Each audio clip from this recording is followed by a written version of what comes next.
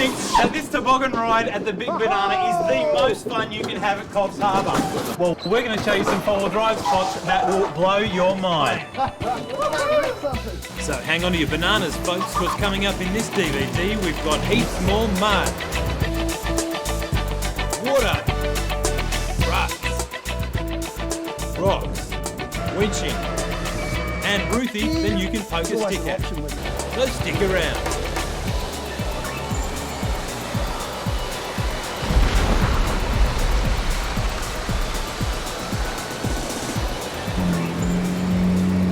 Coffs Harbour is the closest place in New South Wales that the mountains get to the sea, which means you've got these brilliant hill climbs right next to some of the best beach driving in Australia. And from an off-roader's perspective, that's dead set gold. And digging for that gold is the ARB 100 series, driven by Mark Lowry. We've got local boy Kev piloting the new Hilux, and of course Ruthie taking his truck Milo for yet another hit out. Within just 60 k's of the Coffs Maccas, there's at least a dozen state forests and national parks, all with blindingly good tracks and scenery. We're smack on the top of Mount Karamba now, and from up here you get a really great perspective of where we're going to be travelling over the next few days. Down south we've got Koala Trail and Peak Trail. Just behind us is the Morbid Track, and then we're going to be heading further north up to Uruguay National Park and the Rover Trail. Further west also out to Nimborda. Now the beauty of this whole area and the reason why it's so fun is because it's so compact. There's barely any highway miles, which is just fantastic. Well, you didn't come here to listen to a daggy bloke on a hill talk about geography, so let's get started. We headed into the Coffs hinterland and straight to one of the locals' favourite haunts, Peak Track. Just 5 minutes from town and we're into it. Low range, rocks and steep hills, what a great way to wet your feet. Well, I tell you what, I reckon Coffs Harbour is the brown undie capital of Australia. And it's not, my friends, from eating too many bananas. It's this sort of terrain that we're in. Really, really good, steep terrain. I tell you what, you've got to think when you're driving around here. You can't be asleep for a second. These trails played havoc with the big cruiser, with the Lantana giving the metallic paintwork a heap of curry. But Milo and Otis, with their roof-painted Ducos, just laughed off the scratches.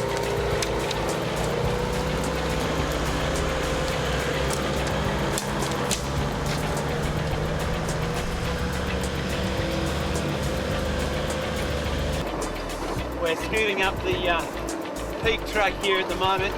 She's nice and bumpy, plenty steep, a little bit rocky, and we're having a dead set ball actually.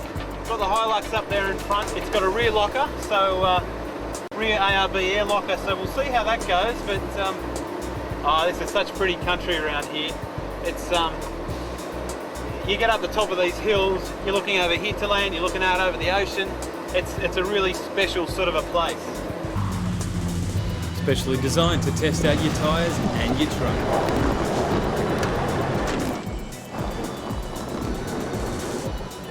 I think the track's actually getting a bit tougher.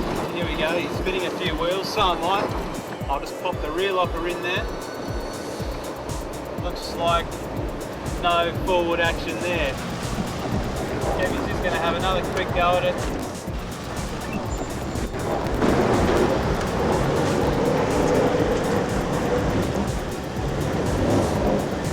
But we don't want to damage things here, so let's get out and give him a hand, eh?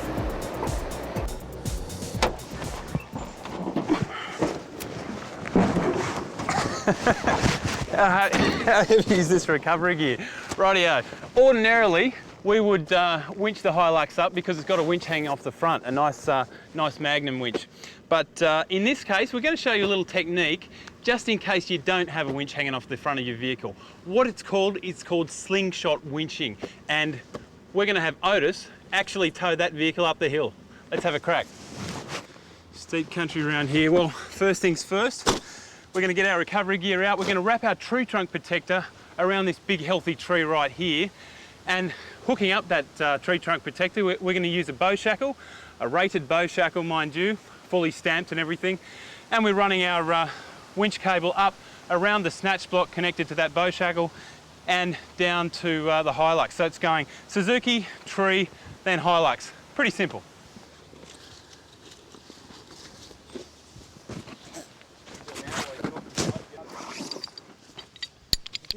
Okay, so here's our rated bow shackles. You can see they're stamped on there. Our snatch block. We'll just drop that heavy gear there. Wrap the tree trunk protector around the tree. That makes sure that we don't cut into the tree, because four-wheel drivers love the environment. We don't like ring barking trees, so never use a bare cable on a tree, okay? We'll just wrap this fella around.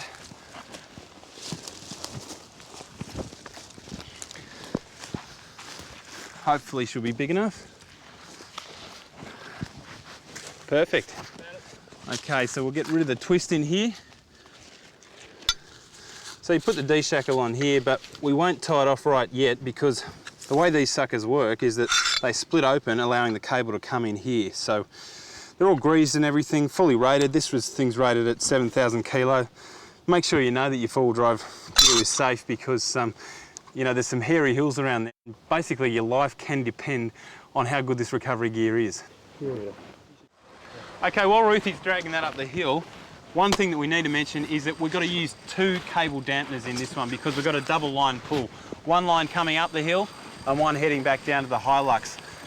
This basically means that if anything gives way in the recovery gear, whether it's the snatch block, whether it's the bow shackle, the cable, or anything gives way, it's going to do less harm to anyone hanging around. So, in fact, don't hang around after these sort of things. Get as far away as possible, because you really want to maximise that factor of safety. Thanks, big fella. No worries, mate. There's your exercise for the year. Oh, you're not just going to hook me up and let me drop back down then? Okay, we'll whip this sucker into the snatch block. Open her up like so. I'll just hook this up, Ruthie, and then you can head south, mate. Okay, pop him in. Generally with these D-shackles, when you're doing them up, go all the way fully tight and then just back them off half a turn. We're not using them for long periods, and that way they don't bind up when you're trying to undo them. Okay, Ruthie, you want to head south down to the Lux, and I'll chuck these cable dampeners on. No worries. Throw these cable dampeners on now. They just go on like this. The important thing with them is the location of them. You want them pretty much smack in the middle of your anchor point and your vehicle. So we'll slide them on down. Now, the beauty of these professional looking ones is they've actually got Velcro right up the top here, and that can clamp on your winch cable, or your winch rope in this case. And it stops it sliding down, basically right down to your vehicle when you're winching up a really steep hill. Right, so we're ready to roll now. I've got my foot on the brake, the vehicle's in park, so I don't slide back down the hill. And I'll check with Kevin now. Kev, are we right, mate? Yeah, I'm up, all set. Okay, all clear and winching.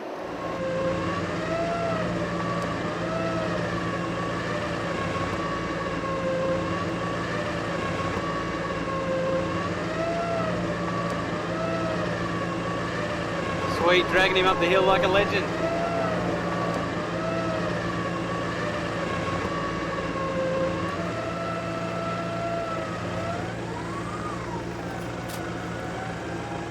Yep, he's over the worst of it. We'll see how those rear wheels get up there, but it's all looking pretty handy.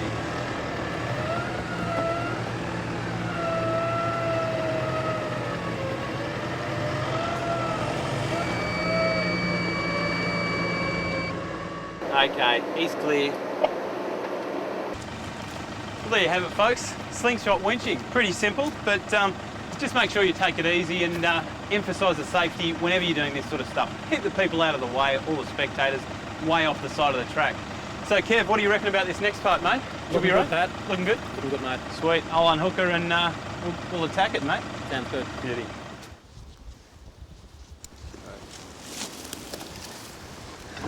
La, la, la, la, la. The beauty of these tracks around Coffs Harbour is that there's so many great choices. You can take these tough tracks, which we're taking. I'm heading up Peak Track at the moment. Plenty of big rock steps, sort of tracks where you need your twin lockers on. There I go, just slipping up and down a little bit. Or you can take your dead easy tracks. You can take your chicken tracks, and they're no less pretty than these hardcore ones. But here I go. I'm just stuck on a rock here. Just popping the rear locker. Still can't get traction. Popping the front one. And can I go? Yep, a little bit of momentum. And that is one of the tricks, folks, about these tracks is that, oh, there I go, pig rooting around a little bit. Okay, have to take a different line now. Just back her off a little bit, slowly down the hill. And that is one of the tricks about these tracks around Coffs Harbour. Because they are so steep, you can't afford to tackle them with no momentum. Zero momentum, and you'll sit there just spinning your tyres all the time and you ain't going anywhere fast. By momentum, we don't mean bullet a gate, redlining sort of stuff, you know, we don't want that because that's just plain old dangerous. But there we go, just a little bit of right foot, just so you're helping your car get over these obstacles and you're not just sitting there basically pig rooting on the spot. See, I'm just going at about 2,000 RPM now and just making my way up the hill nice and easy. And just turn the CB off there. And that's the trick to these tracks. I tell you what, it's worth it though. Beautiful scenery either side, fantastic.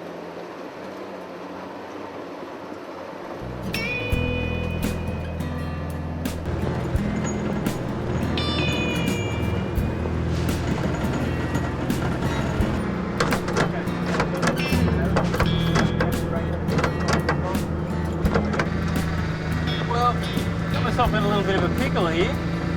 I noticed I was just turning it around to head down the hill, and I've lost reverse, so we've got a bit of a mechanical failure. Problem being that if I inch the car any further around, I think we're going to have a little bit of a rollover down the hill. So mechanical damage generally happens in the worst possible places, and that certainly rings true here. Ruth, are you copy? Yeah. You want to come up, mate, and I think I'm going to need a bit of winching assistance so I can get this the back end of Otis around and down the hill. Okay, mate, no worries. Even though Ruthie's on his way to the rescue, these Coffs Harbour hills aren't cutting him any slack at all. Those rock shelves are giving his undercarriage some real trouble. Poor old Milo. Oh, nice technique, Ruthie. He's using his leaf springs as rock sliders.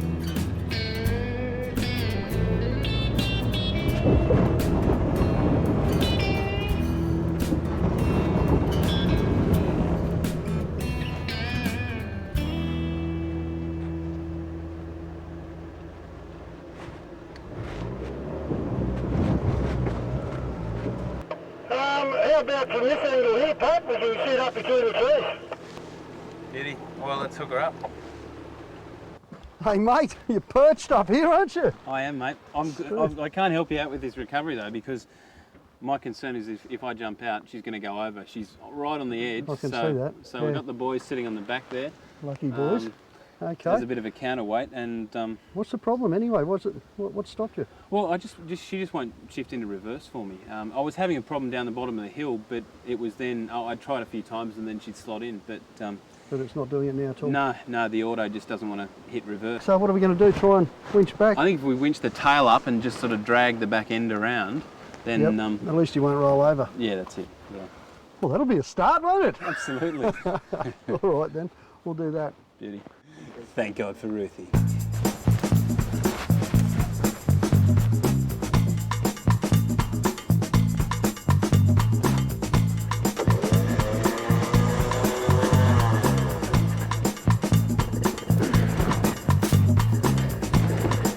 Can you grow a tree in the middle of the track there?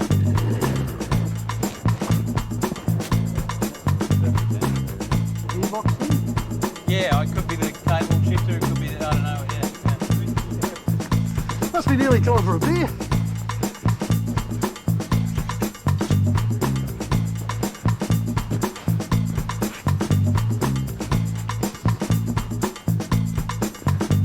Left-hand chassis roll, eh? Yeah, sounds that good, way? mate. Yep. You should never say that, mate. They're probably down the fire station. Okay, we're going to go off the left-hand chassis roll here because we want to try and skew the vehicle around. Okay. Okay, we'll give it a stick, eh?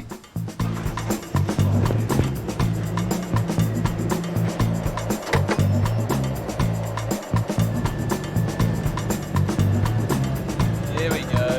Righto, lads. Okay.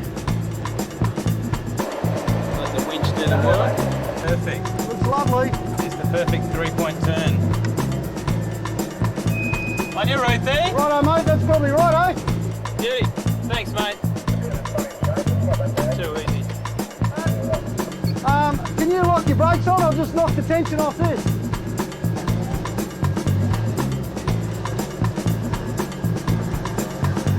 Cool, no worries. Hey Pat, Yeah. we're gonna lower Milo down that rock bank too, okay? Oh, okay, on the winch. Yeah, I want to lower it on the winch. No worries. Beauty, thanks. Well, Milo got up that rock ledge all right, but for the sake of safety and for the sake of keeping it on its wheels, we're going to lower her back down on the winch because it really is steep that little bit. If she gets away there, she'll go all the way to the bottom.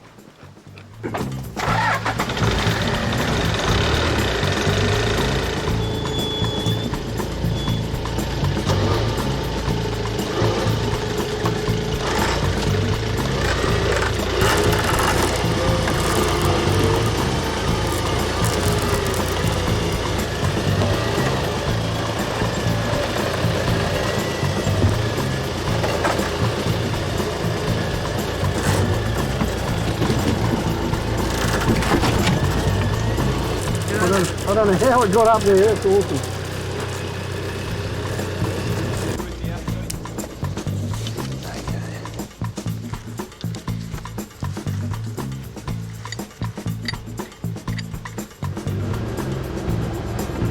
The instinct in this situation is to keep your feet on the brakes, but if I do that, chances are it'll throw the weight forward and tip the truck over as she drops down the rock shelves. The best bet is to stay off the anchors until the track flattens out.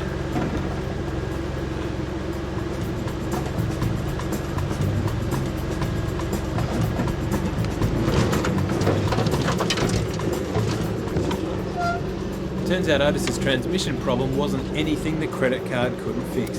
So it was into the workshop and the problem was fixed in a flash. We took a break from the steep hills and headed into the low country. As usual, the scenery was simply spectacular.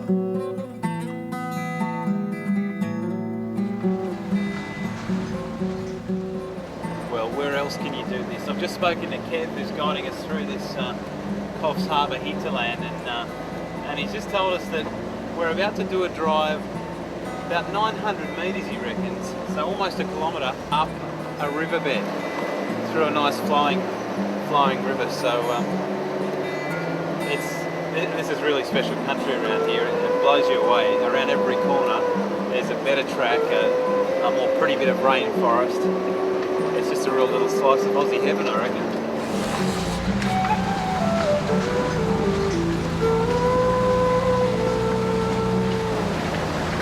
Towering trees up there. They're about 80 metres tall, some of these.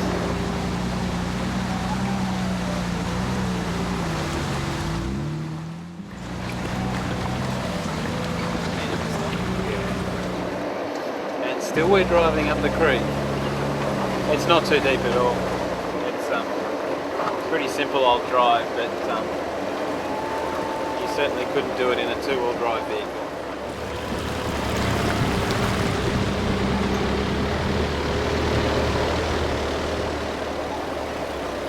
Water's just crystal clear.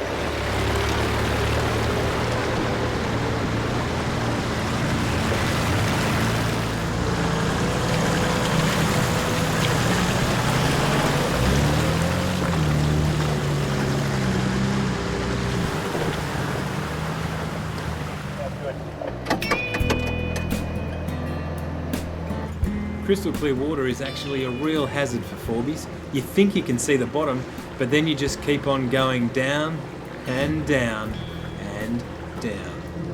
Combine that with some slippery river rocks and you've got a recipe for trouble. Whoa, whoa, whoa, stand on the side rail. But with the boys on board, I soon got out of strife. Right hand down.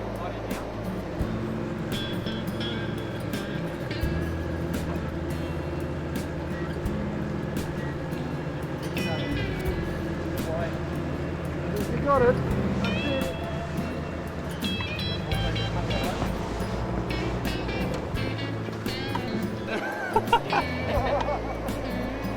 I'll be back. one.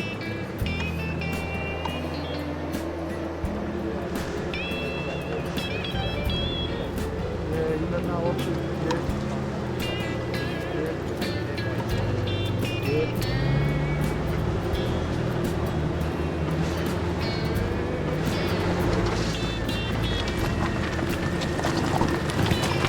That's a bloody shocker there.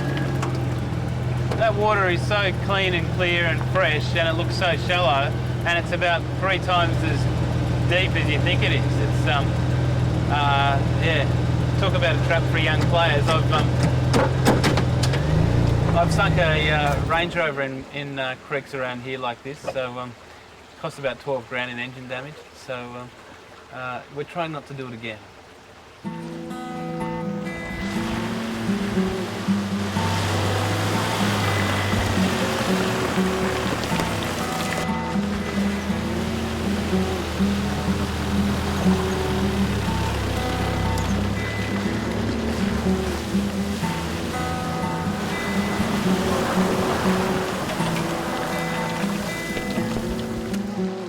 Well, we've had a dead set, brilliant morning's four-wheel driving.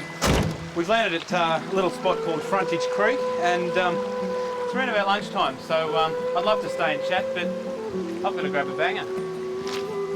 Too late, mate. We've eaten them all. Thanks, Cover. Thanks, Cover. No worries, you can have a cup of warm water. A rock sandwich. One rock sandwich for my friend.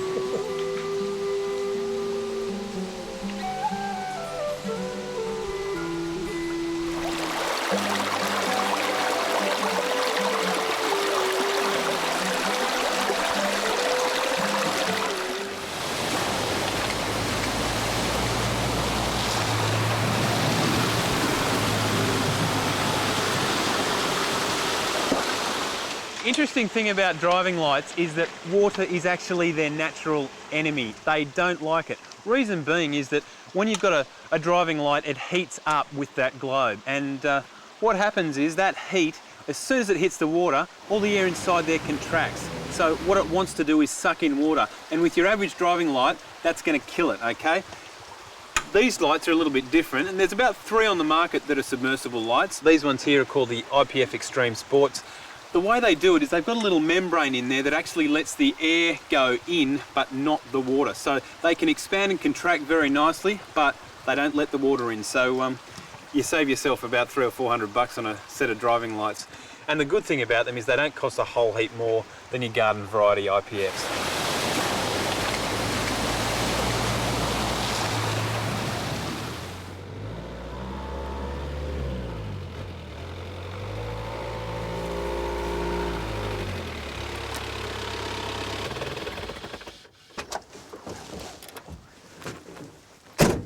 We're in the Coffs Harbour hinterland.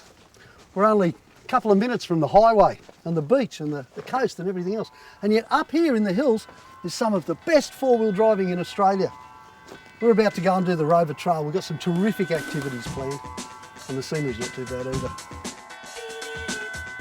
The Coffs hinterland is a mix of state forests, national parks and farmland, and it's so close to town it forms the backdrop of the city. Oh, you beauty! 5 minutes out of Coffs Harbour. This is the start of the Rover Trail, and it says four-wheel drives only, and they're not kidding right from the start. Excellent!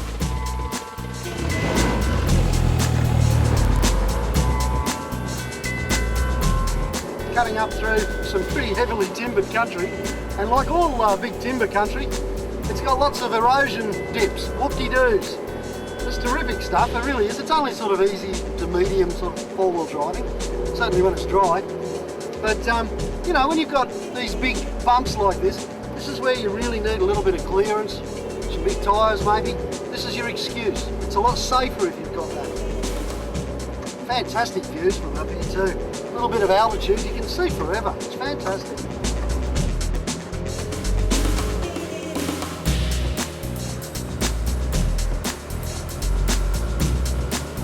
We're about, I don't know, 20, 30 yards off Rover Trail at Bucka Bucka Creek. There's this beautiful little crossing here. It'd be a beauty for the missus to practice. This is today, and there's only a couple of feet of water in it. But you can see from the marks on the side that that could get up to 6 to 10 feet deep, I reckon. I'd have a look at that one before I drove it.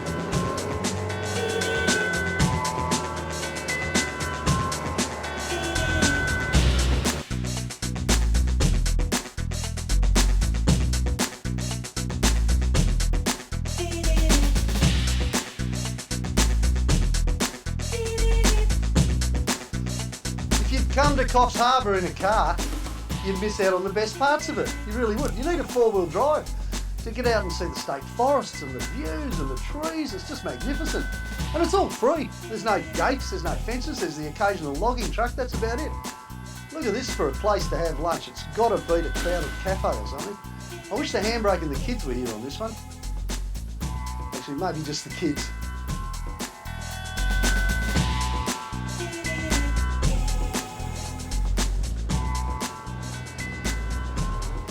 Next up, we headed down England's Road to the challenging Koala Trail, but it was the scenery that provided the first set of challenges.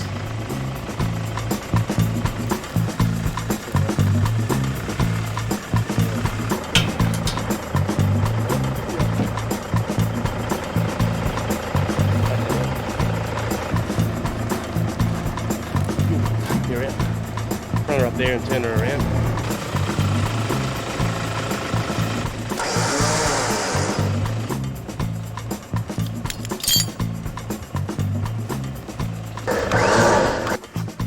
That tree must have been hit by lightning, eh? It's a bit split. Let's hope it doesn't strike twice in the same place, Mark.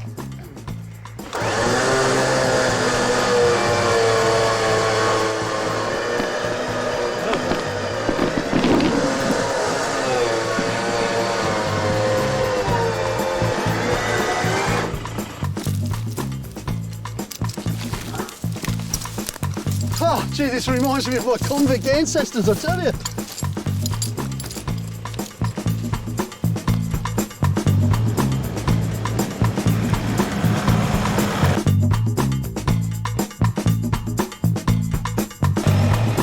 Eventually Kev got to Koala and set about remodelling the bash plates on the highlights.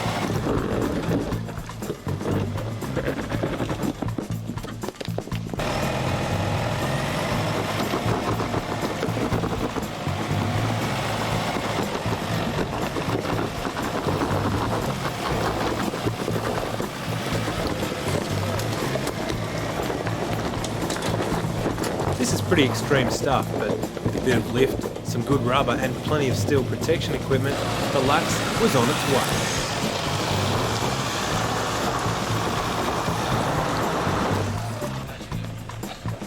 With some help from the camera crew, a little road building on those deepest ruts, anything will do, rocks, logs, your lunch, Kev gives it a bit of stick and up he goes.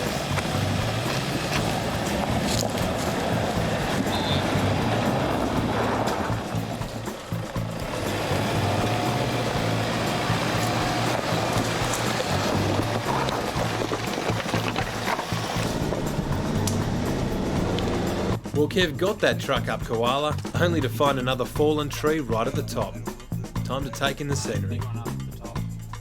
Scattered right around the hills here at Coffs Harbour are these wonderful grass trees, and I think their botanical name is actually called Xanthorrhea.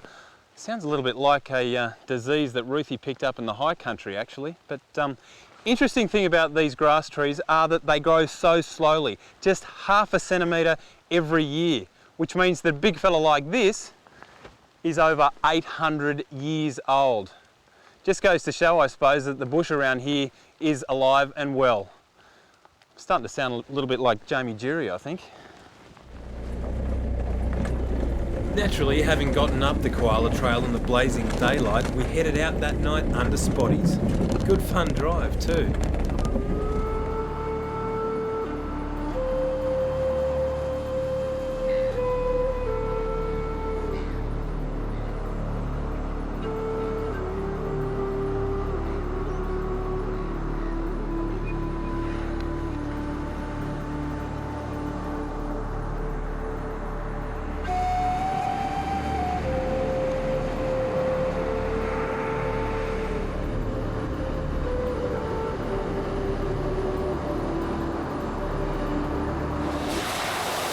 the dawn of a brand new and beautiful day, and we jumped on Mount Baramba Road before turning left and onto Dump Trail, where we found the abandoned mining town of Beacon.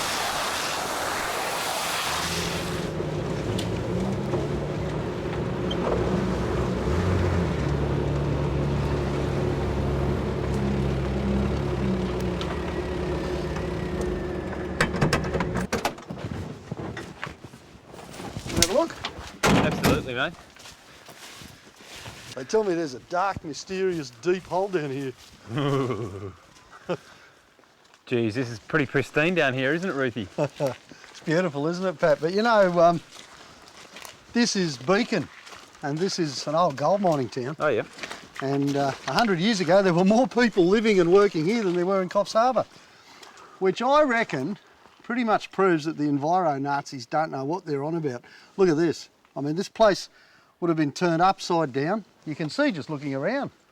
You know, there's a little bit of turmoil, but not much. The bush has basically reclaimed it, hasn't it? I mean, look at this. You can... Beautiful, fresh, you can drink it. Tastes much better than city water. Yeah, it's magnificent, isn't it? This would have been completely topsy-turvy 100 years ago, and look at it now. Beautiful. Check out this mine shaft up here, mate. You know what that is? It's a prospecting hole, I'd say, because they haven't done any development around it. It's only narrow. So how would they have dug one of those, Ruthie? 100 years ago, with a wheelbarrow and a pick, they wouldn't have blasted around here. It's too loose. Yeah. But and you can tell, you know, like even from here we can see it's only as wide as a bloke's shoulders and the wheelbarrow handles. In fact, I wouldn't mind betting if we look down a bit further, it's going to go like that at the top, because in those days, as much the same today really, you didn't want to move any more dirt than you had to go deep, so you sort of dug the thing the same shape as you. Bit of fishing, eh? Let's go and have a gander. Mate, you'd be no use as a miner, you're too tall. Too fat. We'd have to widen the hole. So are these things safe to go in? Well, I mean, look at it, it's been there for 100 years. The thing is though, I wouldn't recommend anyone who doesn't know what they're doing goes anywhere near something like this. No, especially kids, I suppose, yeah. Especially kids, but especially after rain. Rain, change of season, you know, cold to warm, things like that can change the way the earth moves. That's when you get drops in a mine. Yeah, too much weight in the soil. And Yeah, too much weight, too much moisture, things like that. check the shape out in there, mate. Yeah, you know what that is? That's just enough room to dig a tunnel shape. The guys have allowed just enough head space. They've rounded the corners, the square corners fall, and it's the width of a wheelbarrow and handles. Prospecting shaft all the way. Okay. Yep. Awesome. Wouldn't be going in there though. For a couple of reasons, not just these big claw marks. Looks like the forest is reclaiming this one too, mate. Yeah, I think so, mate. I think it won't be long before it's gone completely, this one. Let's leave it to it, eh? I think so.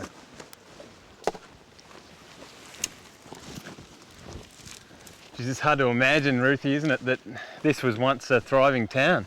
There would have been thousands of people living here, you know, and the timber, all the timber shacks and stone steps and things like that. You'd have to give the place a Brazilian to see what was left of it though these days. There's nothing left, is there? Still a beautiful spot though. Wonderful.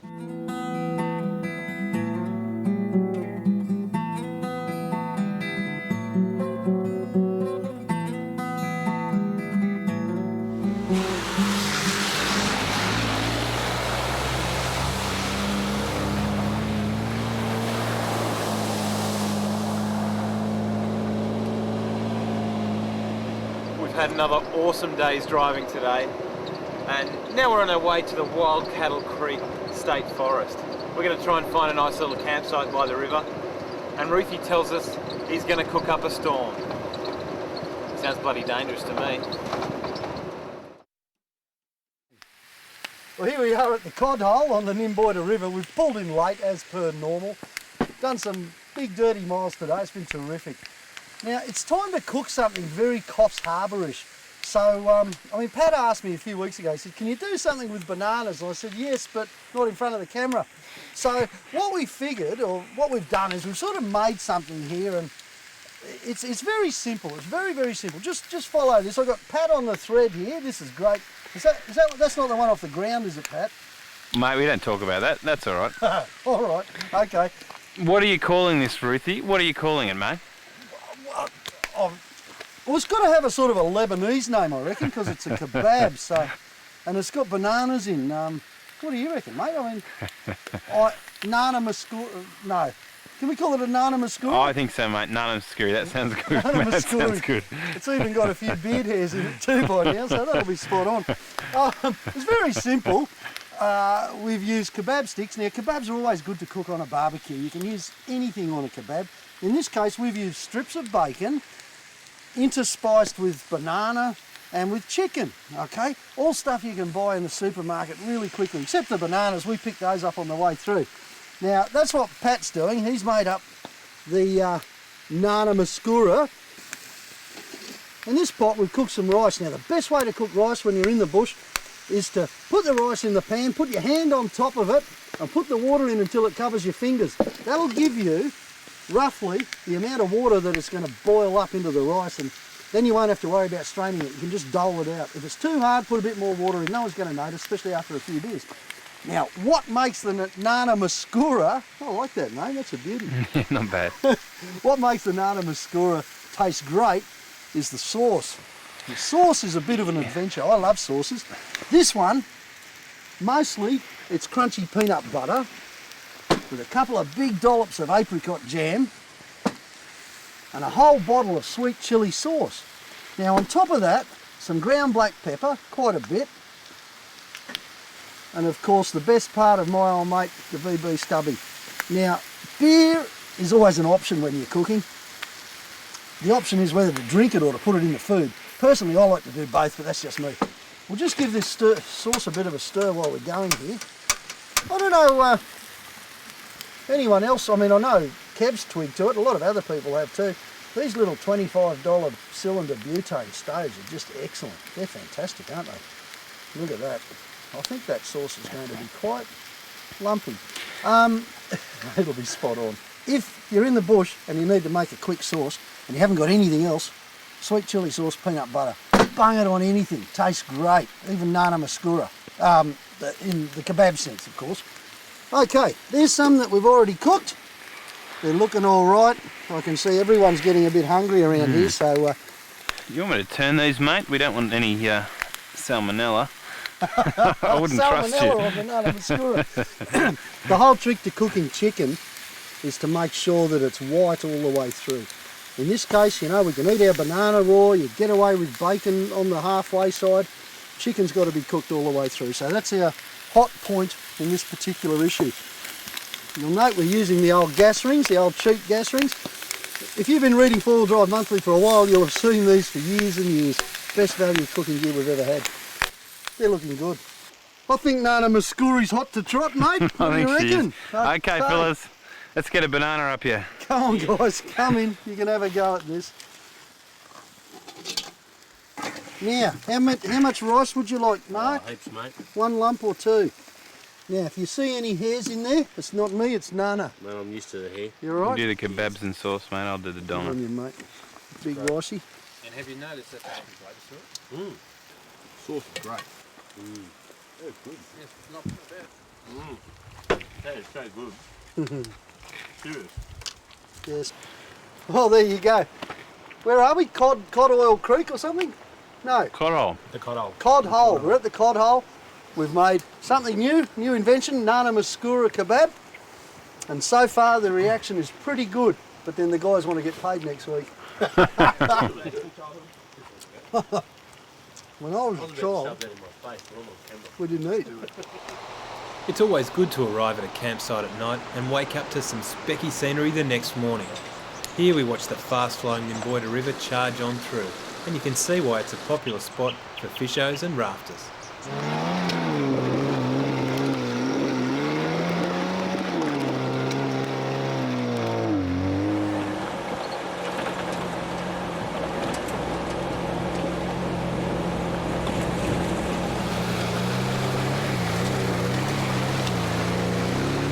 Well, we're just crossing the Mobong Creek at the moment, and apparently there's a ripper waterfall right nearby.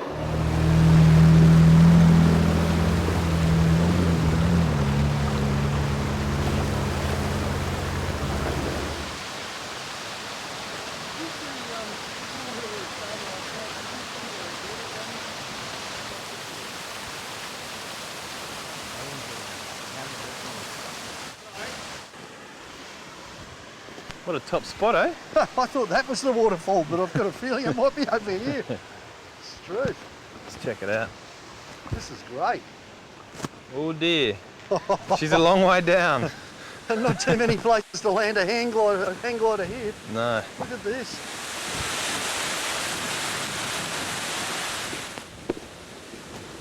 Oh boy. Okay, I'm scared. Well, how good is this, folks? We're still only 60 k's inland from Coffs Harbour and we're at the Nimborda National Park. What a special view, eh, Ruthie? Oh, look, Pat, I mean, this is absolutely awesome, but the best thing about it is it's just all those trails to get here. This has been an easy one this morning, but we've seen some incredible country here, eh? Absolutely, mate, but we've still got plenty more to come, folks, so let's hit the mud. Oh, beauty. Those Nana Muscuri's playing up, are they, mate? Oh, turn it up, Ruthie. Let's go.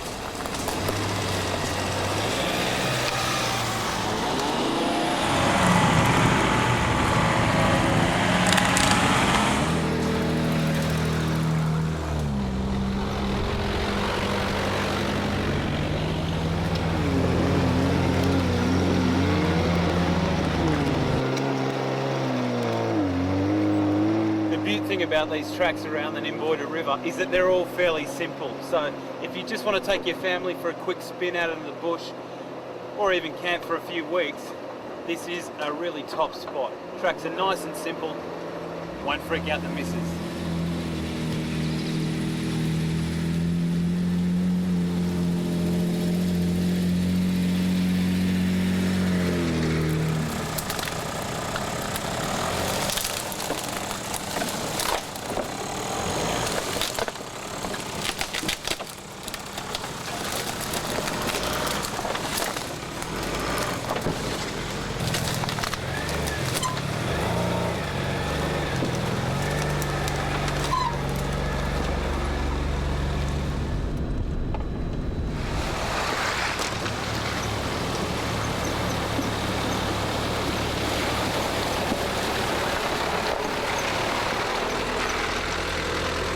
Well, Ruthie, you really did some damage to your truck in the high country last time, didn't you, mate? Those water crossings? Yeah, I did, mate, I did. I mean, but you know, I think what a lot of people don't understand is even a little water crossing like that, even though we're driving four-wheel drives, it can cause a lot of damage. I mean, this is my diff breather, or the other end of my diff breather.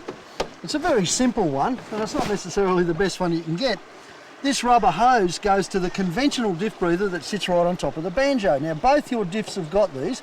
There's probably, I'm guessing, but there's probably 30 litres of air in each diff, 20 or 30 litres. Now, it's a great big lump of hot metal. If you've been roaring along the tracks, it's built up a fair bit of warmth. It's going to be at least as warm as the gearbox.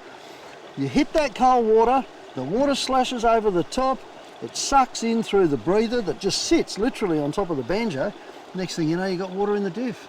Good stuff. But Ruthie, it's not just that water in the diff straight away that causes damage, thankfully. It's when you sit your car in your shed for a week or two, it's sitting there and then the rust starts taking place. And once that rust actually gets hold, the next time you take your truck for a drive, it's going to fall down and then it's going to cause all sorts of problems with your gears, isn't it? So Yeah, that's exactly. when it starts costing you bucks. Exactly, and it's such a simple thing to avoid, you know. I mean, I use these paper petrol filters and they're pretty good, you know. 1 or 2 uses, not a problem. In fact, you can see that this one has trapped a lot of mud from the high country. All you have to do is head down to the local parts place, buy a couple of brass fittings that have got nice big holes drilled through them that are the same thread size as the breathers. You plop those on, put some good hose on. I mean, this is just air hose I had lying around the shed, and feed it up high. Man, you should have seen the damage after that high country trip. Oh, come on, I'll show you. Well, let's take a look. Oh, mate, you hop on the other side. Well, let's check this out, eh? Yep. Just go straight up. Oh, no, hang on. got to use this thing now, Pat, That's because Slash, it's got a holder, boss. it's got a holder. So show me this damage, mate. Well, look, you're looking at it, Pat, right there. The alternator to start with. Shiny See, and new. brand new Yep, yep. alternator. That wasn't such a bad thing because I went from a 40 watt to an 80 watt, but still, you know, that alternator was completely cactus after the high country trip. That was the first thing. The starter motor had a water line through it. Yep, yep. Just amazing, you know, like rust in there. And what about your diff breather? Oh, so you've got a diff breather this- there I've got, for your well, front. this is where the front breather goes, and I mean, you can see it's got a bit of crud in it too.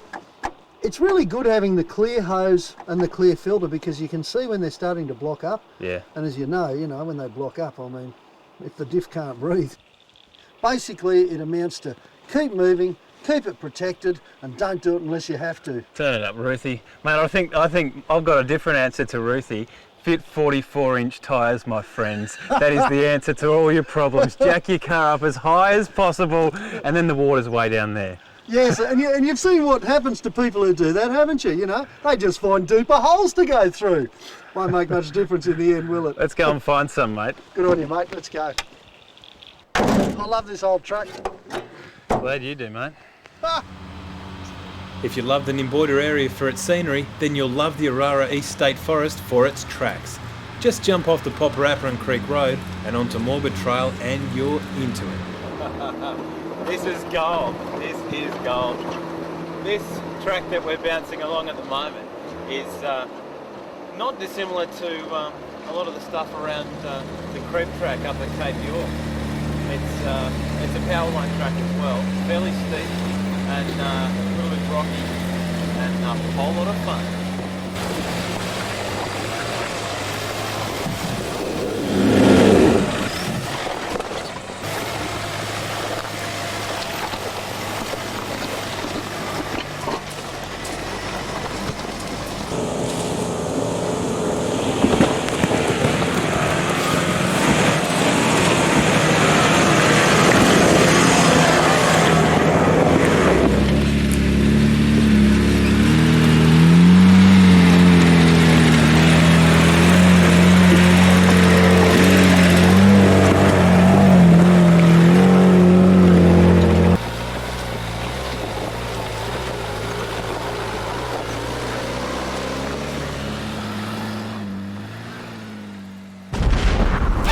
Hustle!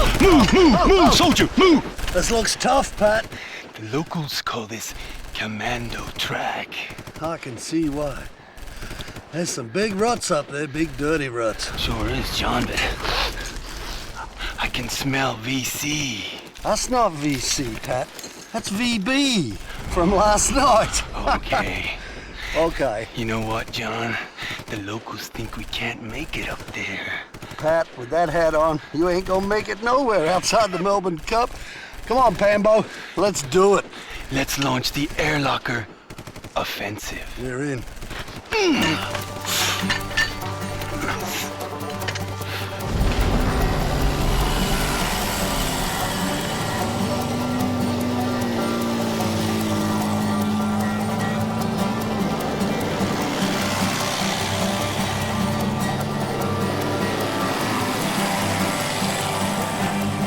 Well, the sensible thing in this situation is to send in the local infantry first. So Kev gave it a crack in the Lux.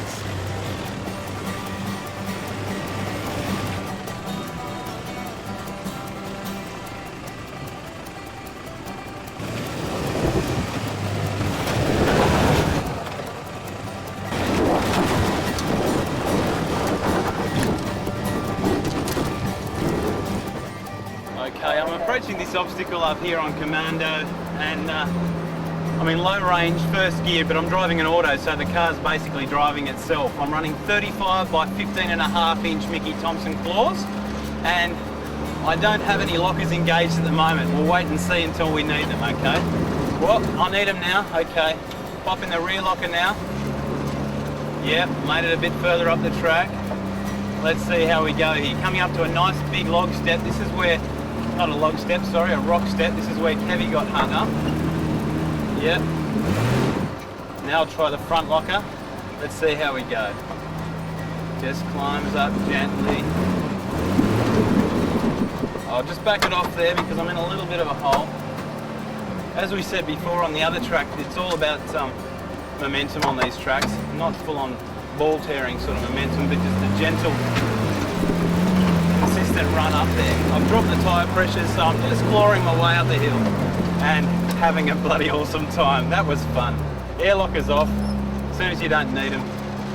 Ah dear, this is awesome. I love Coffs Harbour. I'm a bloody massive fan. Dead set. This is just the funnest track you'll ever find. That'll do us. Compressor on, rear locker on, a bit more throttle. Establish the throttle. Let the truck work its way up. That's the go with Milo. Just try and do it in one hit. Save a bit of clutch. Come on, old girl. Get out of the road, Larry. That's the way. One hit wonder.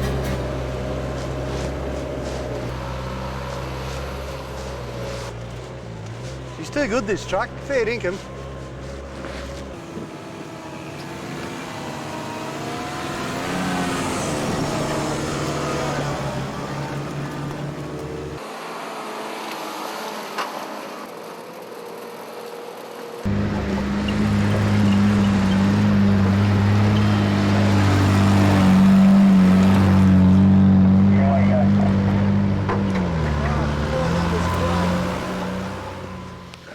There was a fine battle out there today, man. You did well. We got there. Everyone did well. May the commando track rest in peace. Hit it, John.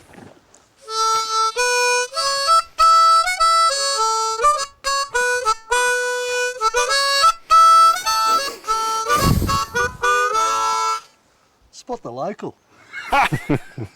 Let's go to the pub.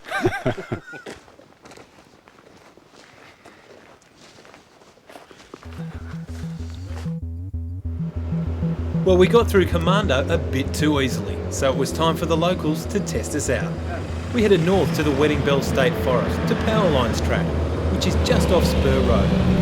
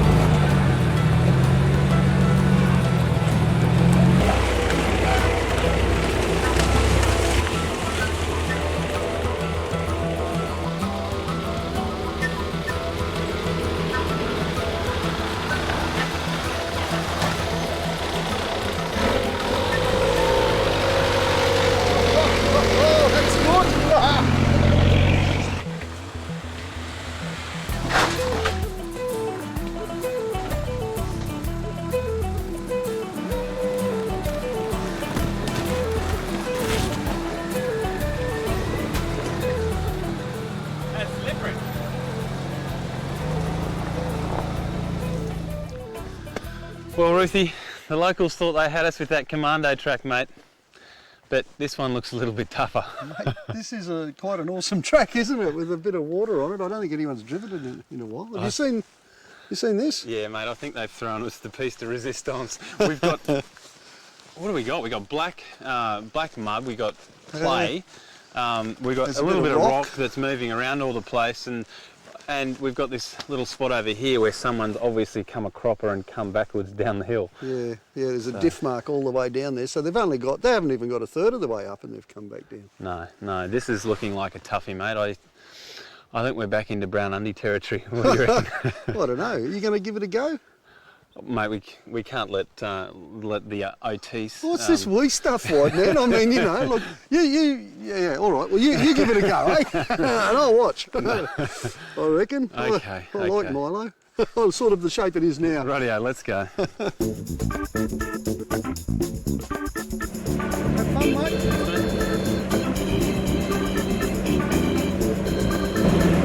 Okay, here she goes. So I'll just pop the front locker in now. Not going to get a lot of steering and off we go.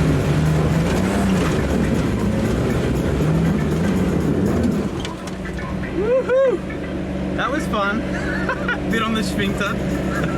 Okay, we'll just give it another little ramp up there. No, not going anywhere. Let's try another line. Back we come. Woo. Okay, here we go again.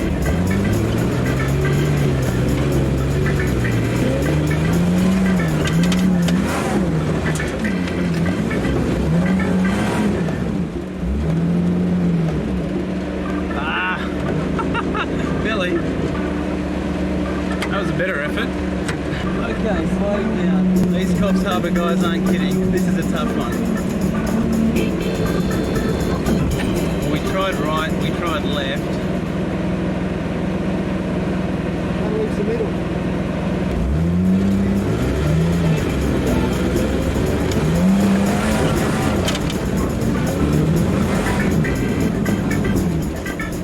Damn it! These locals beat me.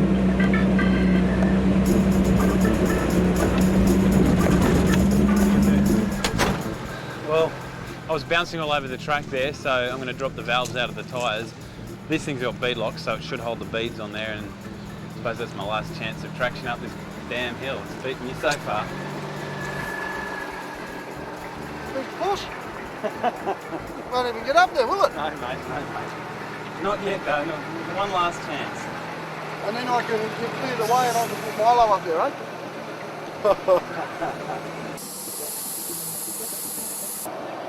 Can't let these locals beat us.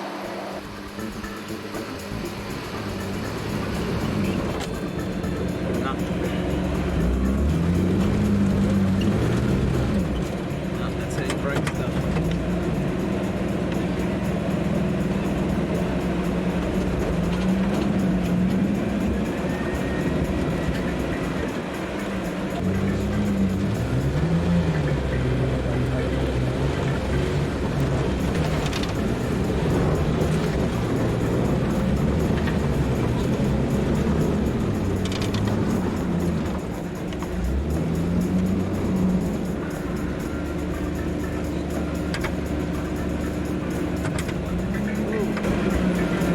Okay, it beat me.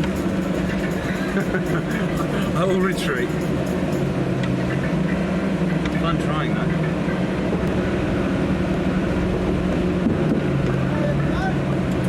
Go for it, mate.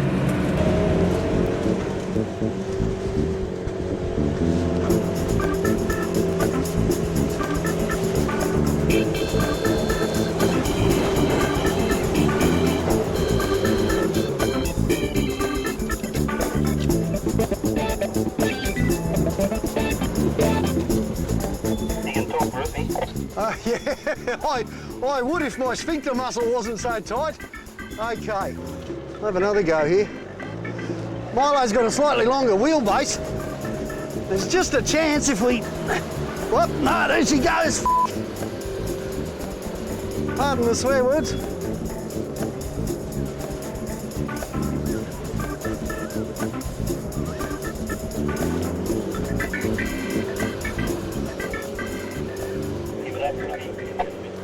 Yeah, I think that's it.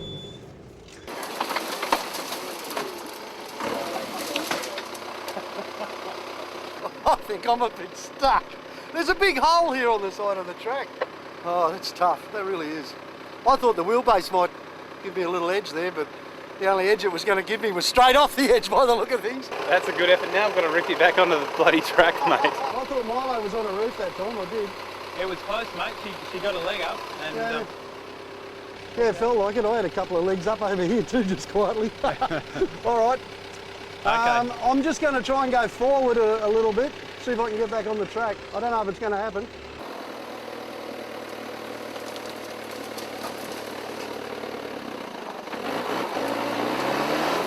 No. Okay. What do you reckon, Line Mount? What's the professional? What's the professional ARB opinion? Have you seen? She's stuffed. Yeah. Go Not much use with lockers now, is it, mate? Yeah, well, you got further up the hill, mate. Further into trouble, mate. We'll winch that way, and we might put Pat's truck on the back on the winch, just as a stable. Yep. Okay. Yep. Okay, fellas, let's get into it. Okay. Let's do it.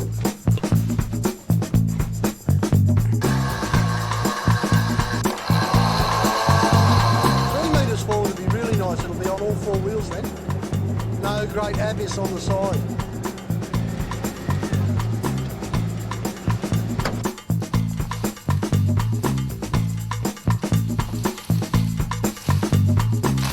Here we pull that tree out. There's a fair chance. It's only 6 inches across. It's growing out of the rock and it's wet as it is.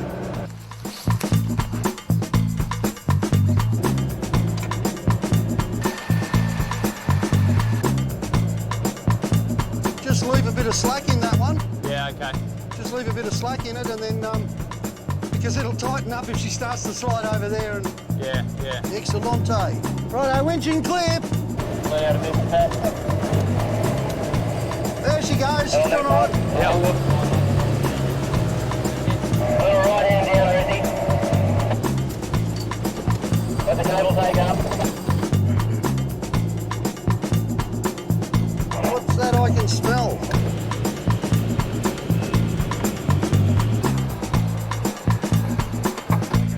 Ruthie's actually sitting on his winch at the moment so that he doesn't shock load it. He's not giving it any throttle forwards or backwards. He's just keeping that constant pressure on the winch cable because any shock load just puts more stress on each of the recovery points. We don't want that. Well, since that hill beat me and Ruthie, I think it's time that we introduce you to our evil local, Dion O'Sullivan. Dion showed us this little spot and it's a tough one, isn't it, mate? Not many trucks make it up. Very tough, Pat. Yeah, in fact, sometimes, you know, you can get up here and you can find out 1 in 5 goes, you'll have a crack at it and you'll get it, but man, the odds are down. Well, mate, Against you, all right. well, mate, you've laid it down now. Show us how it's done. He's got the wheelbase, and he's got the wheels. Say that about me, Dion. Oh, okay, Dion. Oh, Ah, same that's place. He has. Okay, here we go. Oh, Go, Dion. oh, he's churning it up. Oh, that was close.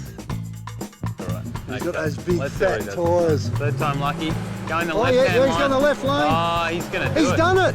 No. No. Oh, That was close. He's going to have another go. Fair dinkum. Go They're you. mad, these Dado drivers, aren't they? Oh, no. Oh, yeah.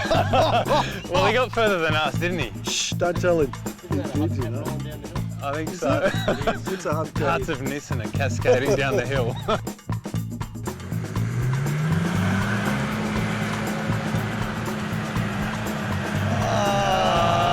Boring, huh? Oh, no. I'll tell you what, I've never seen anyone who can drive backwards as well as him. That was a good effort, mate. He was the 1 in 5. Good on you, mate. Well done. Hey, come on, fellas. We've still got to winch out on that clay bit. Yeah, guys. Yeah, Let's go. righto. Get out of here.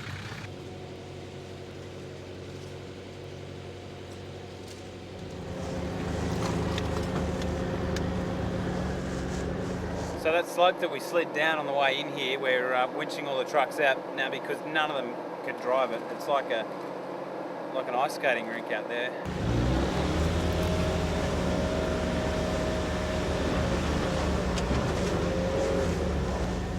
Breathe out, Dion.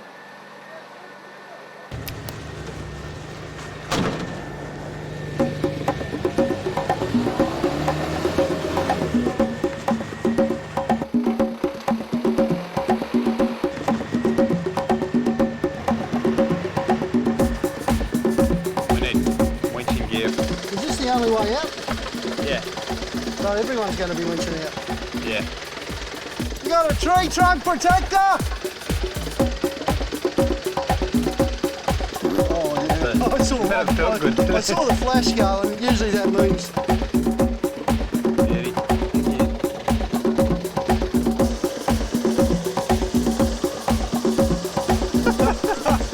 how slippery is it? That's no traction.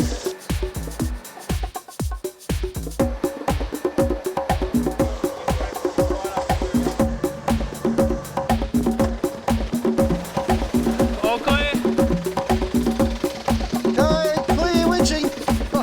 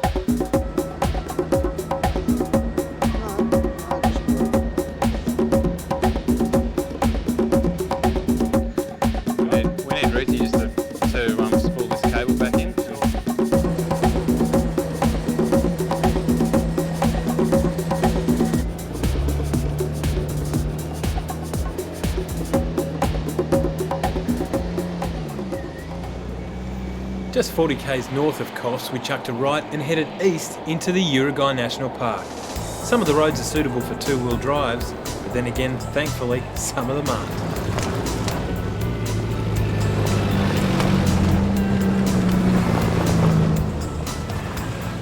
They'd had a bit of rain before we came up here, so it was great to see that the bog holes were all chockers.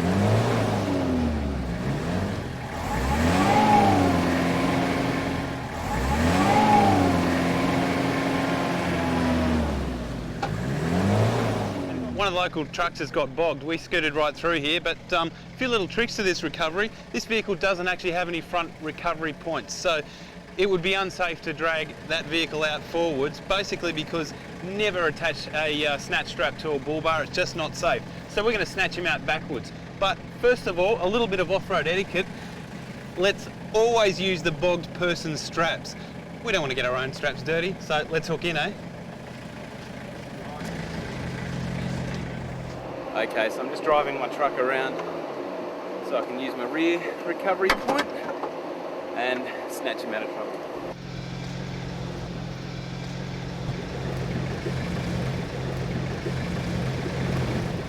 Hey, there's two ways to get bogged, isn't there? You know, like on your own or in front of all your mates. What's this going to cost him? A carton? The trick with these recoveries is just to take it easy. I don't think he's going to need a whole lot of help to get out of there.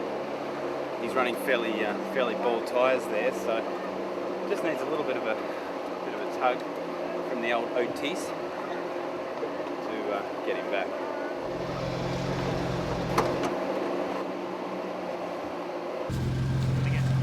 Who's the lucky winner? Recovery points under that mud flat there, mate.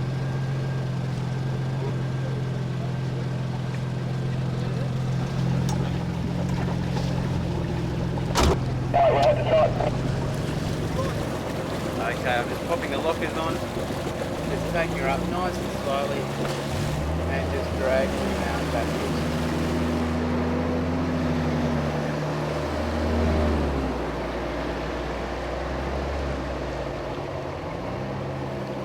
Sweet. When I get out of the way, you can back it right up here and just, you'll be able to scoot around there.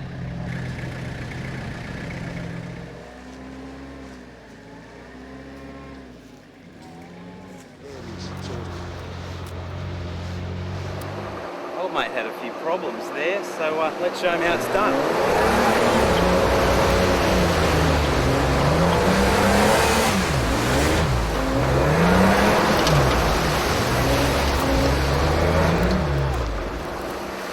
Well, that's not exactly how it's done, but it's bloody fun. Round of applause. Whoa, whoa. We camped here at Uruguay National Park last night and we're still only 30 minutes north of Coffs Harbour. But this is one spot that has some interesting local history, and that history revolves around a fella called Jonas Zelinskis. He came out here from Lithuania in 1955, and while he was in the forest here, he was a wood chopper, and he certainly did some interesting things. One of them is right up here behind me. He built this massive statue that was a salute to his maker, and now all the local four-wheel drivers come and they attach keys to it, so it's known as the Keyman statue. He also did another interesting thing. He set up tight ropes in the trees right around here and practiced his tightrope walking, and there's remnants of that in the bush around here. There's cables hanging from the trees, there's cables hanging around on the ground here, but possibly the most interesting thing for us that he did is that he did all of his wood chopping stark naked, wearing nothing but a pair of gumboots. Geez, you'd want to be good with the axe, wouldn't you?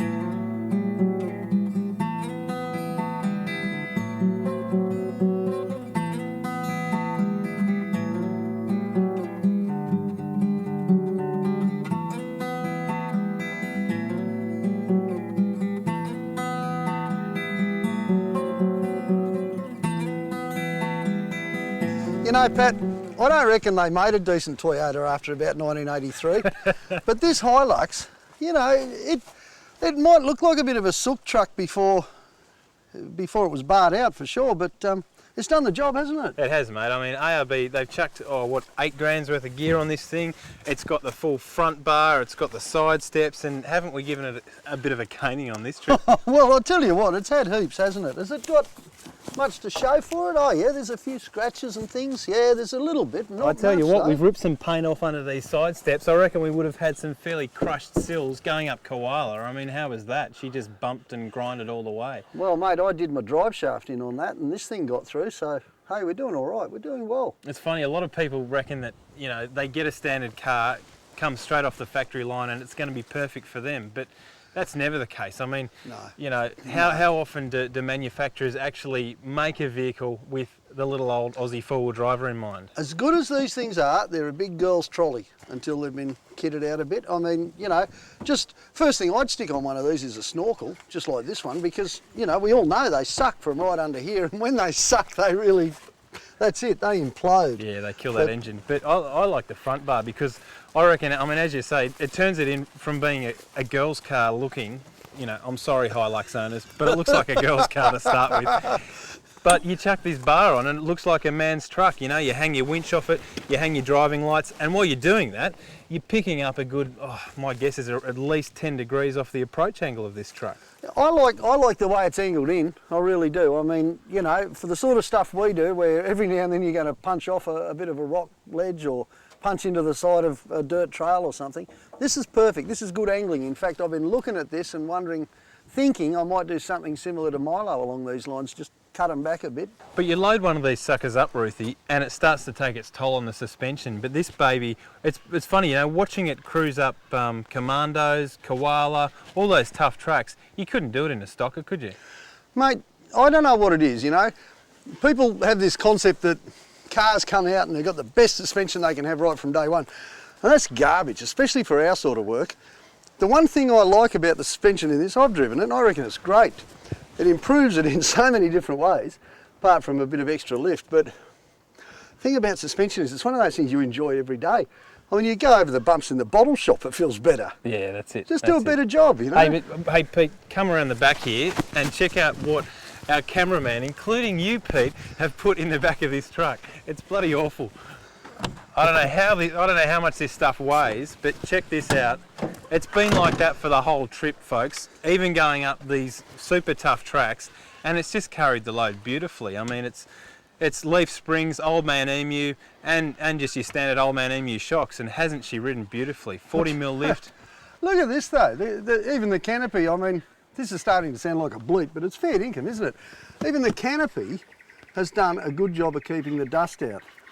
There's not that much dust on this. If you open up the back of Milo, there's like 1/4 of an inch of dirt on everything, you know. Yeah, you can get in through those side windows as well, so you don't have to dive right into the back of the truck. There's a little light underneath there, so we've been doing a whole heap of unpacking at dark.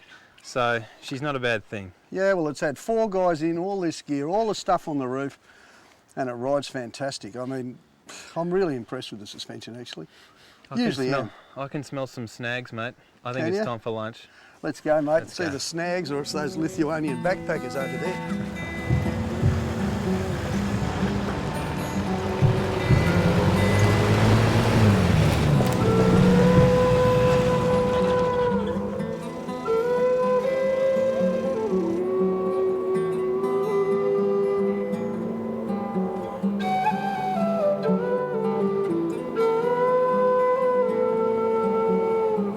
There's a great little track that makes its way through the dunes and onto the beach at Station Creek.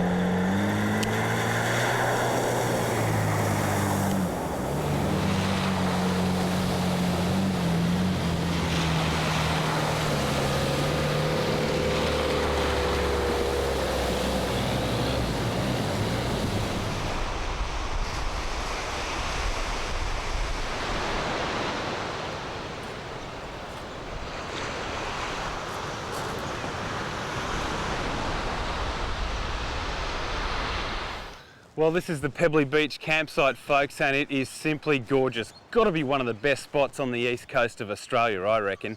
You need a 4-wheel drive to get here though, but just the drive up the beach is simply magnificent.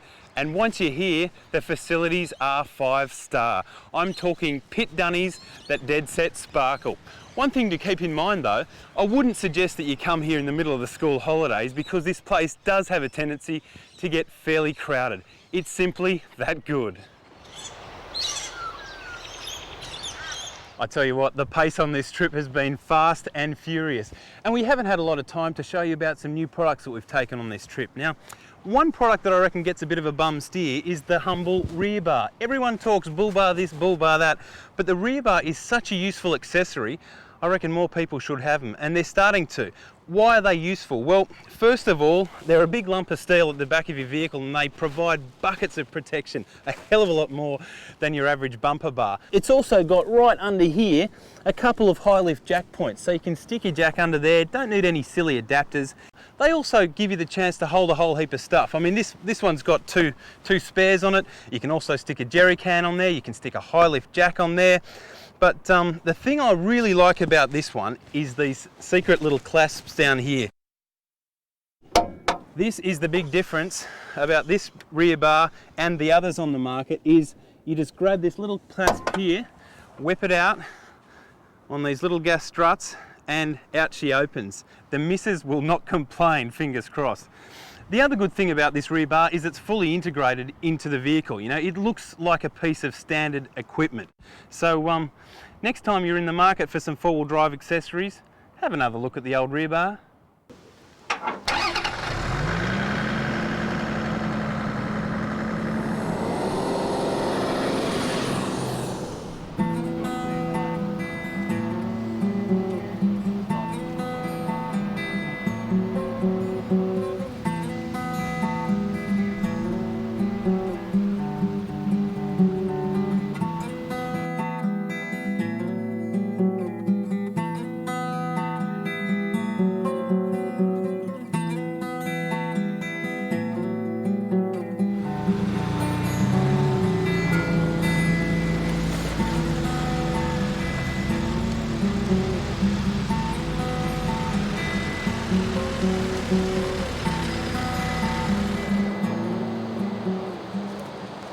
Well, what do you think of Pebbly Beach, mate? Not bad, eh? It's beautiful, mate. This is fantastic. We're going to stop here tonight? I think so. Yeah, I can't see anything better, I tell you. This looks great. The bar is open. The bar's open. Let's go.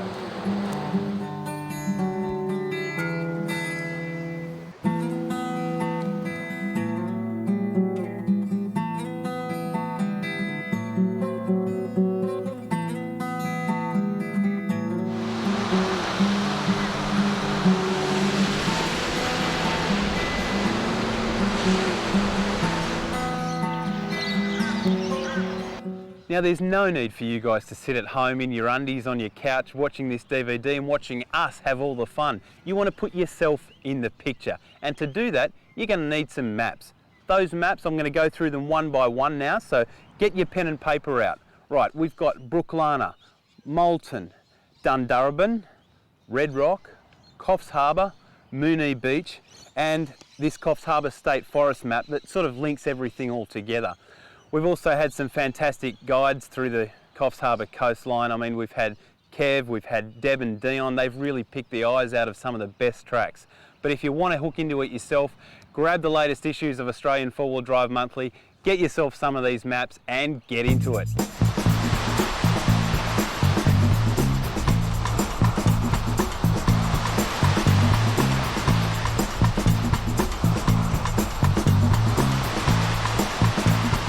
What have you done for us here, mate? I mean, it looks like a drunk penguin's sort of scrawled something in the sand. Oh, that's pretty much it, Pat. Yeah. I didn't have my nun's habit on, but yeah, the drunk bit's about right. As you can see, I worked my way around. Had to drink what was left in the fridge on the way. Well, you know I'm not real flash with these modern maps and stuff, Pat, but I thought this would be a good way to work out where we go next time. What do you reckon? Let's do it, mate. Suppose we actually land. Okay. I've got the D-shackle. I reckon we should shut our eyes. Do you want to do the tossing or me? Who's going to be the tosser? You're a really good tosser, mate. You go ahead. Mate, I knew you'd say that. You like Ayers Rock there? Absolutely. It's beautiful. Okay, we'll give it a go, hey? Shut your eyes. Let's do Tell it. me where it lands. Here we go.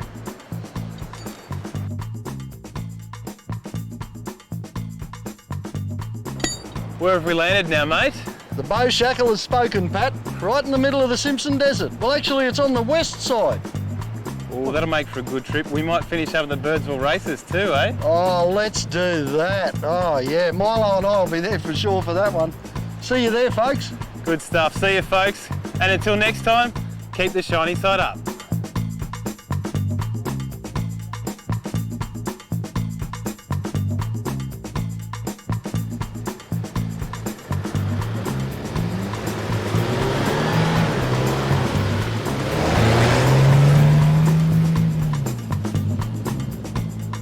This has been an Australian Four-Wheel Drive Monthly production.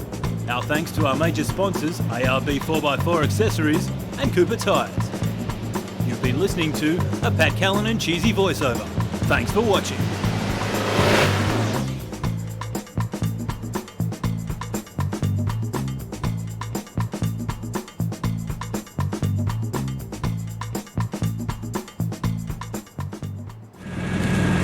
You know how to switch this one off? Hi, Mum! I often forget about what holds up a whole heap of gear on the back of your truck. Well,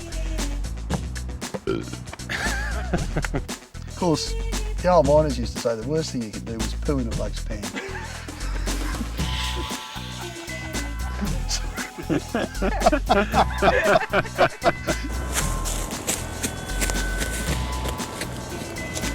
so how would they have dug one of those, Ruthie?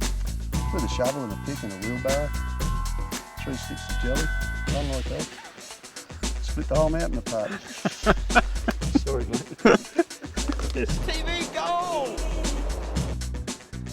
I tell you what, the pace on this trip has been too fast.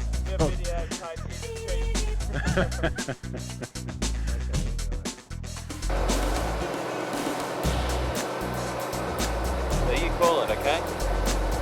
That's for you. That's for you, kids. And to all you kids at home, I like to say, practice safe winching. Always use protection. Whenever you've got a winch cable. Check out this mine shaft.